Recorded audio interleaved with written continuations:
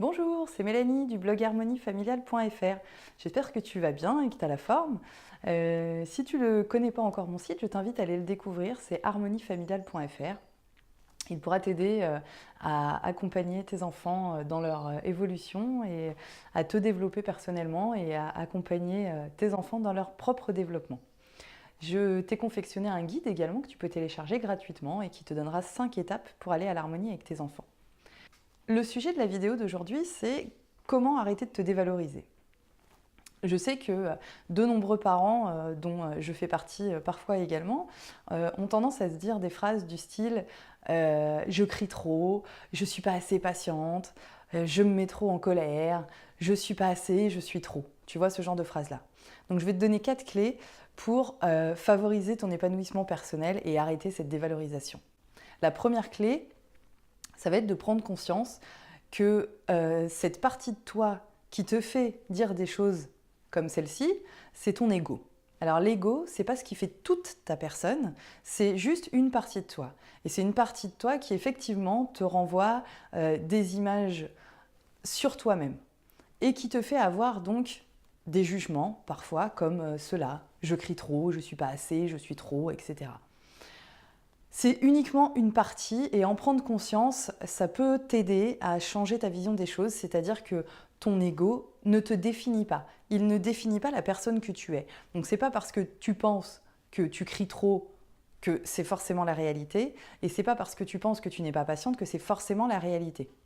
La deuxième clé, ça va être de changer de regard sur toi. Tu peux avoir différents types de regards sur toi-même. Tu peux te positionner du point de vue justement uniquement de ton ego. Alors je vais te faire un petit scénario. Donc là, on est du point de vue de notre ego. Et dans ces cas-là, ton ego te dit t'es une mauvaise mère, tu vois, t'es tout le temps en train de crier, de toute façon t'y arrives pas, tu sais faire que ça. Voilà, tu sais, l'autoflagellation, la dévalorisation à mort, bref, tu mets le paquet pour bien enfoncer le clou sur tout ce que t'arrives pas à faire, tout ce que tu ne sais pas faire et tout ce que t'es pas assez ou trop. Mais il existe aussi une autre façon de percevoir la situation, une autre façon de percevoir les choses. Même si tu ne peux pas tout transformer dans ta vie, tu peux changer ta perception des choses.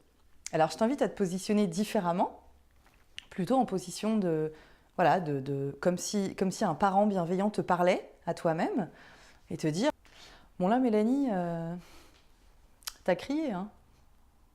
C'est vrai que t'as crié. Tu t'es sentie peut-être en colère en fait, ou frustrée, ou t'es peut-être fatiguée en fait. Tu vois? Et cette façon de changer de regard, de te positionner du côté de l'autoflagellation ou du côté du parent bienveillant, ça change complètement le regard que tu vas avoir sur ton comportement. Ça ne change pas ton comportement en lui-même, parce que ce que tu as fait, tu l'as fait, que tu aies crié, que tu te sois mis en colère ou que tu aies fait d'autres choses. Mais par contre, ça change la perception que tu as toi-même sur ta propre attitude. Et ça fait énormément de différence parce que soit finalement tu choisis de nourrir tout ce qui est négatif, soit tu choisis de constater d'une façon factuelle, sans porter de jugement sur toi-même. Ce qui m'amène à la troisième clé que je vais te donner, c'est te détacher de ton ego. Ton ego, il ne va pas te définir en tant que personne. C'est-à-dire que c'est qu'une partie de toi. C'est pas tout ce qui fait ta personne, d'accord? C'est qu'une partie de toi. Donc c'est pas parce que lui te dit certaines choses à un moment donné que c'est forcément toute ta personne qui est comme ça. Donc tu n'es pas quelqu'un de mauvais, tu n'es pas quelqu'un qui fait trop ou pas assez. Tu n'es pas cette partie de toi. C'est juste une partie de toi. Mais tu as plein d'autres parties à l'intérieur de toi. Tu as plein d'autres choses à l'intérieur de toi. Donc à toi de choisir de porter ton attention sur une chose ou sur une autre. Ce que je t'invite à faire, la prochaine fois que ton ego te balancera des phrases comme ça, qui sont hyper toxiques pour toi, on est d'accord, eh bien, c'est de l'écouter. D'accord, ok, là je me rends compte que je me dis des trucs négatifs, j'ai pas fait assez, j'ai fait trop, j'ai trop crié, j'ai trop fait ci, j'ai trop fait ça, ou pas assez ci, ou pas assez ça, et te dire ok, je laisse couler. Ces pensées, elles passent, elles traversent ton corps, et puis elles s'en vont. C'est toi qui as la capacité de porter ton attention sur une pensée ou pas. Si tu portes ton attention sur cette pensée, tu vas la nourrir, elle va se développer, et puis petit à petit, si ça se produit tous les jours, si ça se produit tous les jours pendant un certain nombre de mois, pendant un certain nombre d'années, eh ben tu vas te convaincre de ça. Alors que ce n'est qu'une partie de toi, ça n'est pas toi, et il y a plein d'autres choses en toi que tu peux faire ressortir.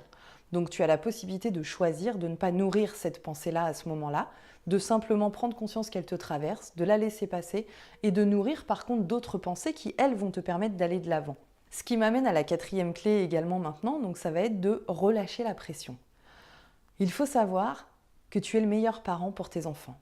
Tes enfants sont les meilleurs enfants pour toi, et toi, tu es le meilleur enfant, le meilleur parent pour tes enfants. Tu as des imperfections, comme tout le monde. On est plus de 6 milliards de personnes sur Terre, on est tous imparfaits. Personne n'est parfait.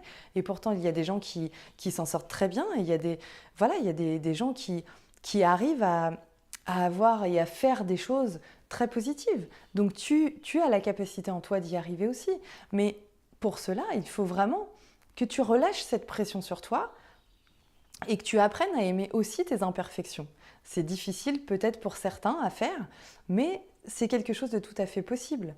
D'accord? Et peut-être que cette idée que je vais te donner pourra t'aider à aller dans ce sens-là, c'est-à-dire que avec tes imperfections, tu as malgré tout la possibilité d'apprendre des choses à tes enfants.